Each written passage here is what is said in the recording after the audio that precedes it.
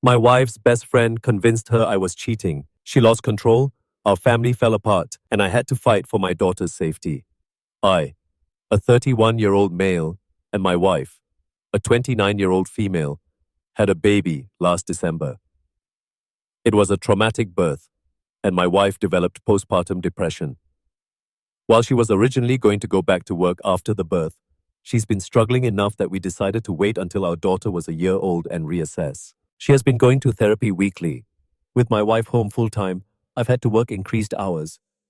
This is something we discussed prior to making the decision, and she knew this from the start. A few weeks ago, my boss approached me about a project that would require a lot of overtime in a short amount of time. It would be both great financially and for my career. I talked to my wife about it, and she agreed that I should say yes to my boss.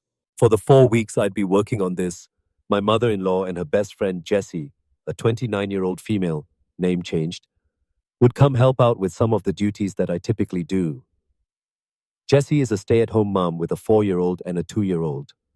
She began coming over during the day and would watch the kids with my wife. 3 weeks into the project, it became clear that we'd need a few more weeks to get it together.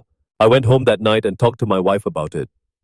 She said she was okay with it but got very cold in the days after.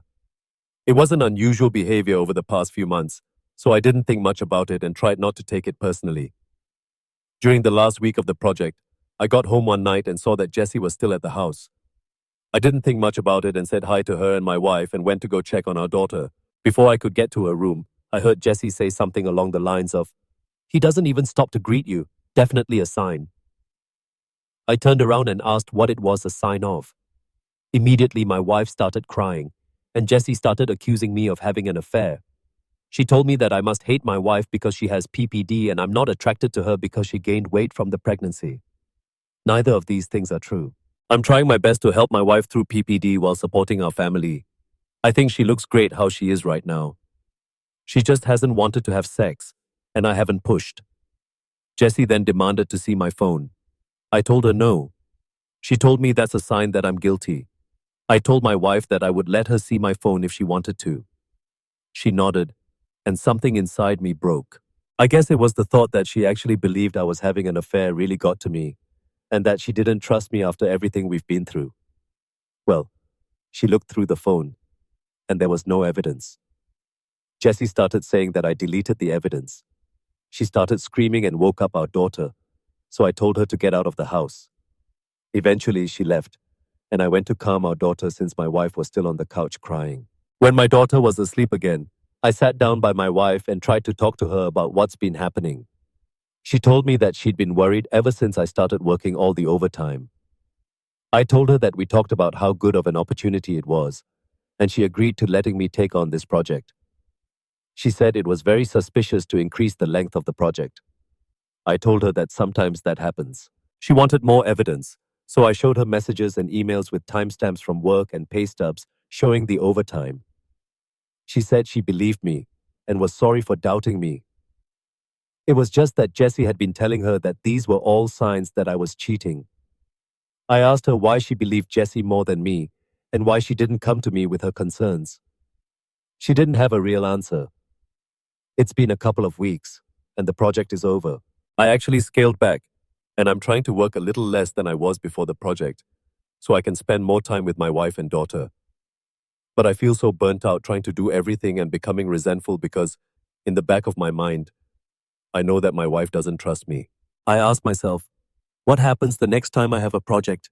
Or I have to run errands one day?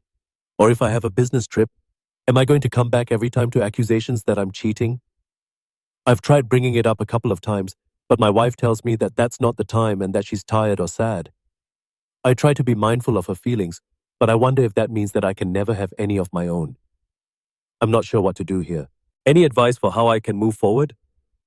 Now, firstly, we have to just say, get Jessie out of the picture. She's bloody.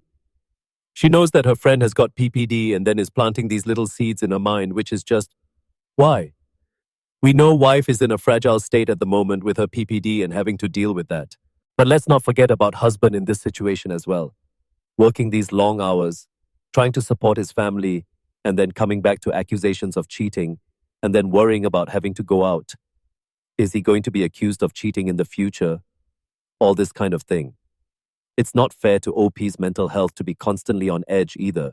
Like, a lot of times, and I'm sure it'd be suggested in the comments as well, like some sort of couples counseling or something like that to get you guys back on the same sort of level, if possible. Because Jessie is the one that's really damaged things here.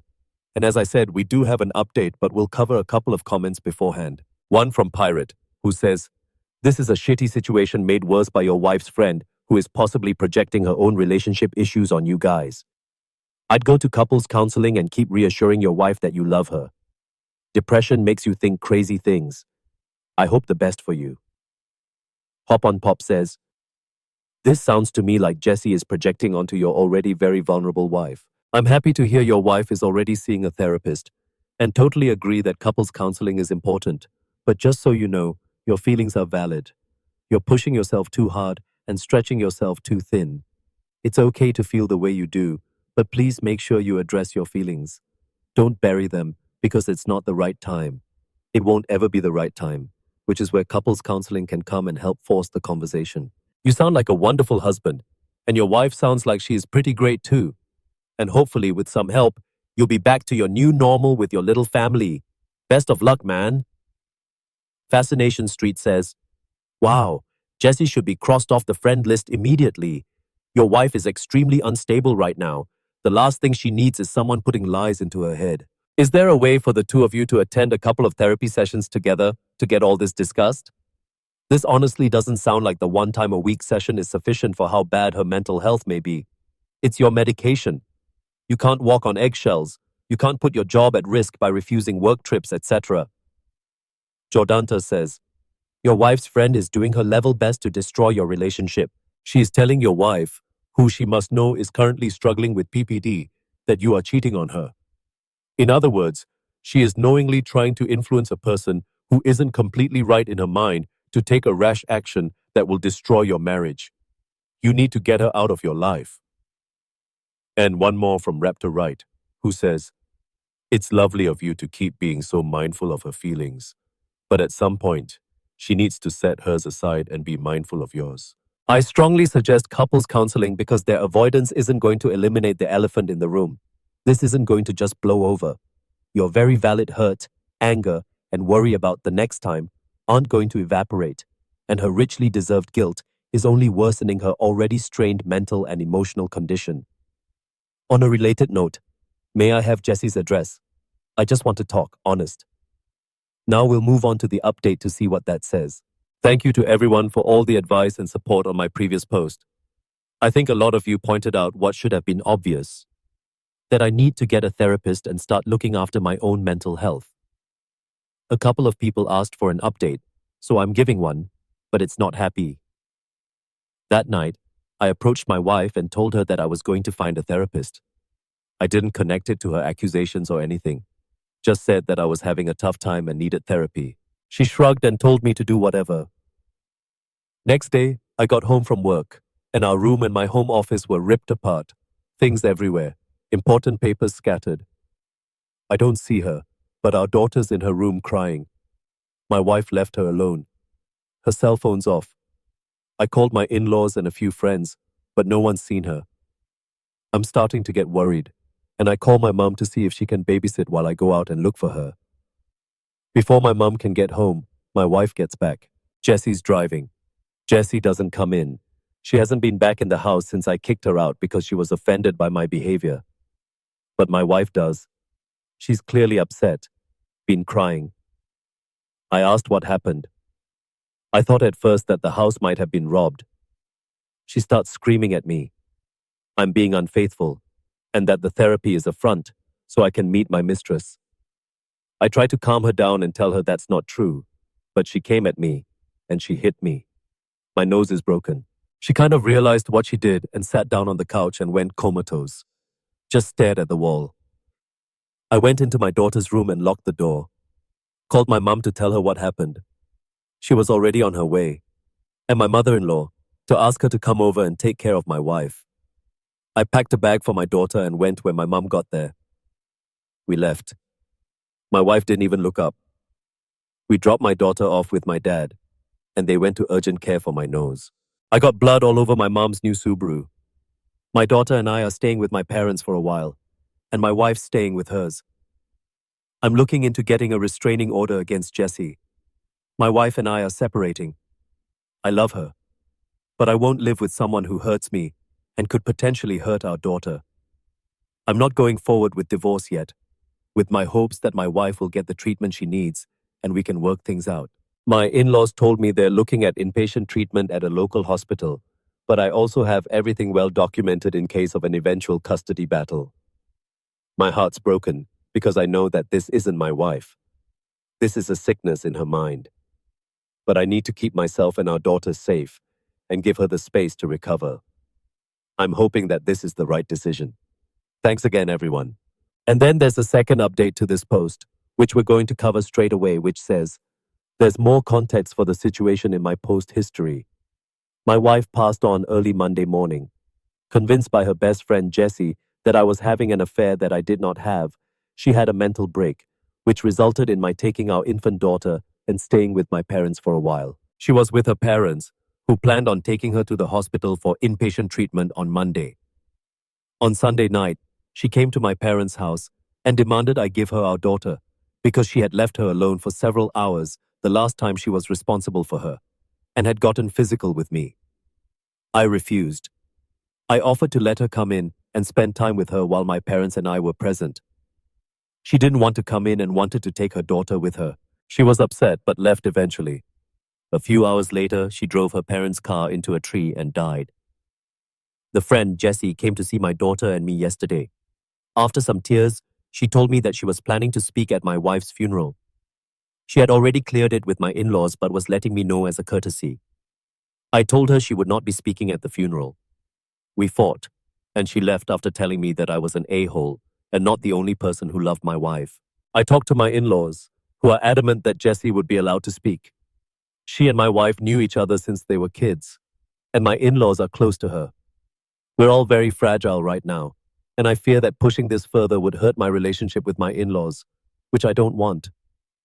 Still, the thought of seeing Jessie up there at my wife's funeral makes me feel sick.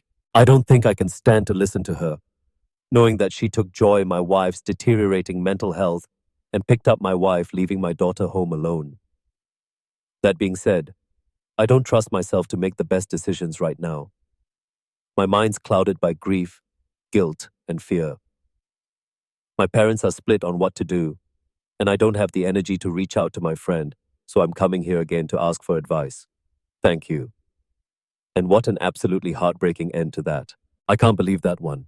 But I got a question. If, the in-laws do know what happened with Jessie and the way she was telling her about, that you was having an affair and all this kind of thing and putting these seeds of doubt and poisoning her mind with this kind of stuff, already knowing, that she's already suffering. But what an incredibly sad one. Haven't had one like that for quite some time. Second story. Now this story is an older post from 5 years ago, but it's been updated today. So it's from Is It Real Love, who says, long-distance girlfriend, 28 female, has a close male friend who likes her. I'm 28 male, wondering what to do. My girlfriend is righteous, fair, and caring to the extreme. She wouldn't hurt a fly. Case in point, I once killed an ant that was on the table, and she actually cried with real tears because she cares and she can't see any being, no matter which one, be in pain. Now, on to my issue. We're in a long-distance relationship, and there's this guy at work that is really desperately in love with her, in my opinion. It started out as them becoming running partners while she was preparing for a marathon. They run together 3 times a week before work, and long runs at that, sometimes 20 to 30 kilometers. They talk a lot during those and got to know each other. They hang out at work. They eat together and talk more. They are both kind of foodies. Actually, that's one of the special things between me and her. So they exchange things they've cooked, for example, jam in exchange for honey, homemade bread, things like that. Then sometimes they go to parties together, though as far as I know, he's invited her a couple of times, and she's always declined to go to a party with just him. If they are at a party together, it's because it's a group thing, and they belong to the same group of people anyway. They go to parties, and I think they hang out nicely there too. Lastly, although she declined to go to a party one-on-one with him, They do hang out together on Sunday afternoons and the like. So I'm 100% sure the guy is super into her. He does everything he can to hang out with her. Now, onto her side. She wouldn't hurt me. I was wondering for a while whether she was capable of cheating behind my back and not telling me, in other words, her version of not hurting me. But I'm pretty sure that's not an option because, one, we see each other often, every 2 weeks, and it's miraculously amazing every single time. Mind-blowing. Never seen such synergy in a couple. Everything. The conversation, the love, the activities we do, the sex, absolutely everything. Two, we talk on the phone all the time, every single evening. There's literally no available time in which she could actually cheat on me unless they meet at 4 a.m. to 6 a.m. or something ridiculous like that. Three, she's pretty blunt. I don't think she would hide something like that. She's not the type to be afraid to break up. I think if she felt like it, she'd just do it because it would feel right. Having said all this, I don't know what to do. Just like I'm 100% sure that the guy would love to be in a couple with her, I think she's also not indifferent, and she would definitely go for it if she weren't with me. They're a pretty good match. They have a similar background, more similar than her and I. They work at the same place and like hanging out at the same spots. They speak the same language, whereas with me, she has to speak English. None of us are native. He's a cool guy, young, smart, sporty. He's got a lot going for him. It's a funny situation. On the one hand, it's super awesome to have a girl that's so true to you. I'm really sure she's not cheating. That's not the problem here. On the other hand, I'm pretty damn sure that if we weren't together, she'd be with that guy. It would just make absolutely no sense to not be with him. So the question is that an okay situation? Could one see it as her just keeping the guy as a backup in case we break up, and that's an okay thing to do? Is it an indication that I'm not showing her enough proof of my affection, and she believes there's a possibility of breakup? Alternatively, she's somewhat naive about many things. It is actually possible that she doesn't notice anything, unless she really thinks they're just friends, and he has no special intentions. On the possibility that she's afraid of breakup and keeps him as a backup, unfortunately, I can't go much further with our current situation to give her a promise of security. We're long distance, so I wouldn't do anything crazy like proposing to her when we've never lived together. I guess the only reasonable thing I could do is quit my job and move to her city. But I love my job so much, and I'm doing so well at it that it would be really hard for me to do that. Note that for the eventual plan, when we're moving together, we'd go to a city where I can keep working for the same company.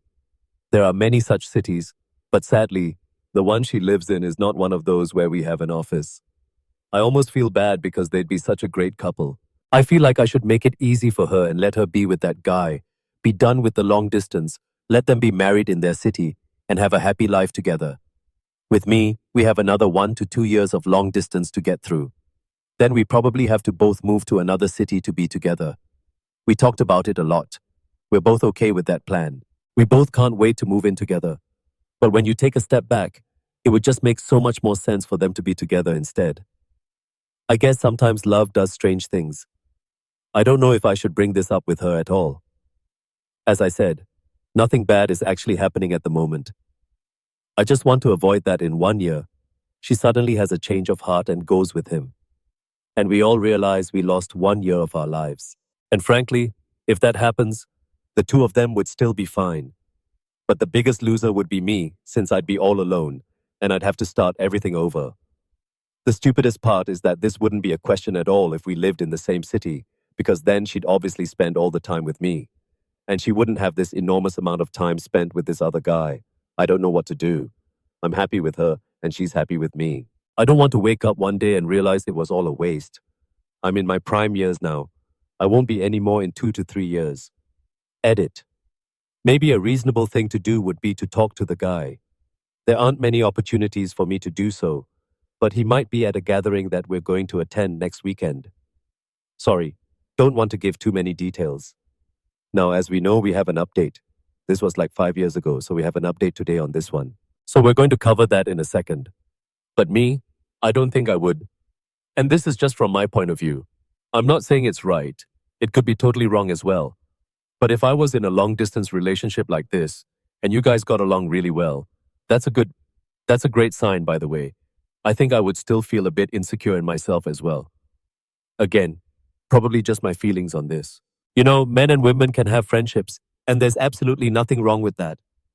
But just from what it sounds like in the story, the pure amount of time that they are spending together, I think that would put me a little bit on edge. My insecurities there, of course. And I think what I would be doing is having that heart-to-heart with your girlfriend. I wouldn't approach this guy about it because I think that would potentially cause just drama. But I would talk to girlfriend and say, look, I'm uncomfortable with the situation. And then maybe she might say something to put you at ease about it. As you said multiple times through your story, you have a great relationship together. I wouldn't just break up because, you think they might be better together when you have a fantastic relationship yourselves and you have future plans as well. Don't just throw them away for nothing when, to me, I think there's an easy solution and just talking to your girlfriend about it. I don't think you'll be the first couple to go through this situation. I don't think you'll be the last either.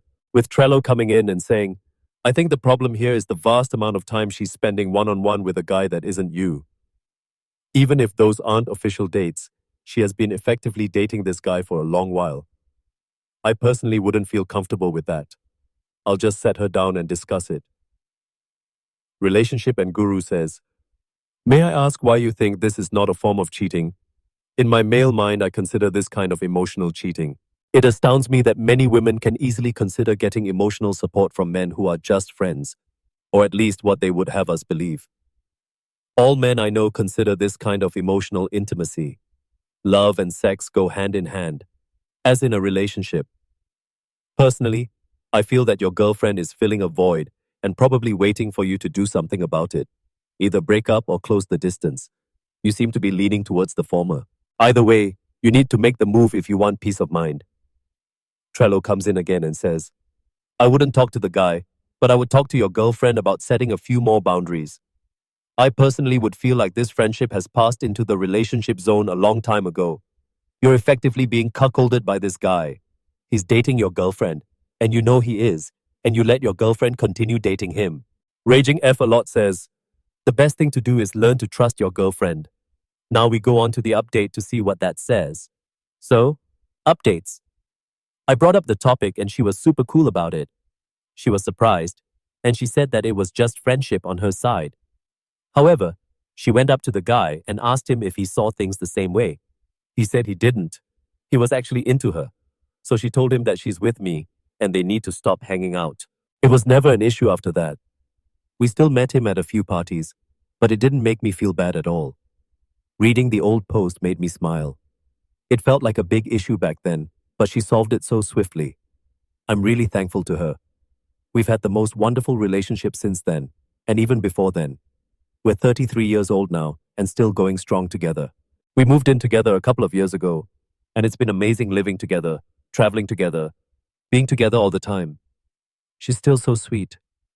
I love her with the bottom of my heart. From the bottom of my heart, I think it is. And it's obvious she loves me too. You never know how these things will turn out, but ours is a story to fill your heart with hope and love.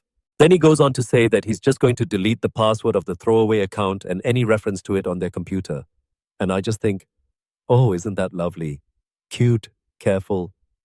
And I do love a wholesome update as well, especially one from 5 years ago. I think that's absolutely amazing. But what do you guys think of this one? I am grinning at the moment. Third story. And our next story comes from Diet Snapples.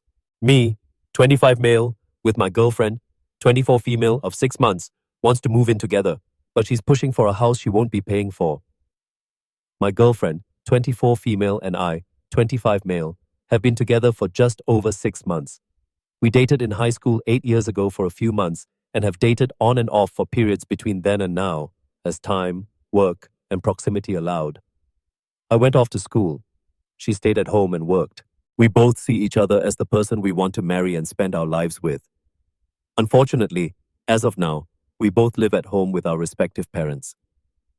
After a couple of years working our jobs after graduating from my undergrad, I finally found solid employment, and I'm at a point where, financially, I can get out the door on my own again. I've been looking at either renting an apartment or buying a home. I feel that I've been doing my homework and I've done a lot of research into these options. I've met with my financial advisor, got them pre-approved for a mortgage to figure my purchasing power, continued to add to my savings, gone into a couple of homes and apartments, etc. I'm still on the fence about both of these options though. Now, the issue. My girlfriend and I both believe that the next step in our relationship is to move in together, something we can't do when we both live at home. So she is very excited about the moving portion of this. She's also heavily leaning towards the home buying direction. The problem with all of this is that she is currently unemployed and for the most part broke after finishing undergrad and preparing to start grad school. If we moved in together, it would be all on my dime. Rent, mortgage, plus utilities wise. She's begun pushing heavily, centering most of our conversations on buying a house or things we could do when we have our own home. She's even brought her parents into the equation. Her father has begun talking to me about pre-approvals and mortgages. Her mother has given me tons of advice and is all over me buying a home. I'm beginning to feel very overwhelmed. I almost feel like if I say no to a home, that she's going to leave me or something. I'm not sure where to go or how to approach the situation. And we have a mini update on this one, which we'll cover after some comments. But to cover your very last line on that one, you say that if you say no to buying a home, she's going to leave you or something. Well, I feel like if she does do that, then that's on her, not you. And you sort of got your answer there and then. And I know you said that you've been dating on and off for a number of years, but you've only been officially together by the sounds of it for 6 months. You said in this post. And, that's a huge commitment to make within that time. And I don't think the smart thing to do would not to be financially to tie yourself to someone, without having your finances protected in some sort of way. I'm not sure if you can do that in a way before marriage. Is there some sort of contract you can write up? I don't know. I really don't know that one. It just sounds to me like she gets everything, and you're getting pretty much nothing for using all your money. I wouldn't do it myself. But Aruba says, it's not just about whether she will pay for it or not. Moving in together is a big step in a relationship, and it would probably be more rational to try that in an apartment that you would rent. Your couple works great right now, but maybe months of toilet seats up and socks all over the bedroom floor will change a few things. It's a completely different level of intimacy from what you write. It looks like, might be wrong though. Your girlfriend looks forward to playing house more than actually living with you. Maybe try living together in a rented apartment at first, just, in case it doesn't work out. I don't want to be pessimistic, but going from living at your parents' to living together in a big house is a drastic change. You might want to insist on taking an intermediate step first. Stickyiki23 says, seriously man, 6 months is nowhere near long enough for this level of commitment. Yes, if you feel ready to move in together, but I wouldn't advise you buy a house together as yet. I've seen so many of my friends who have discussed spending their lives together completely fall apart when it comes to cohabitating. Like people I thought were guaranteed to go the distance. But you introduced the stress of being with someone 24/7, the bills, and they imploded. I'm not trying to put you off, but this is a massive, massive life decision, one that you shouldn't feel pressured into making. It doesn't mean you love your girlfriend any less if you put the brakes on buying a place. It means you're exercising prudence, as you would with any business deal. That's what buying a house amounts to. I haven't even started on the inequality there will be between you and your girlfriend while she's still at university. If she can't contribute, you'll really start to feel it. And it's easy for resentment to creep in when you're not having to foot the bill for the house, food, bills, and any leisure activities you choose to engage in. Not that, but your priorities will be completely different, and this can lead to people butting heads a lot. I speak from personal experience. She'll be focused on getting her MA. You'll be focused on work. You'll likely feel work is more important, as it's keeping a roof over your head, whereas she thinks school is more important because it's her future.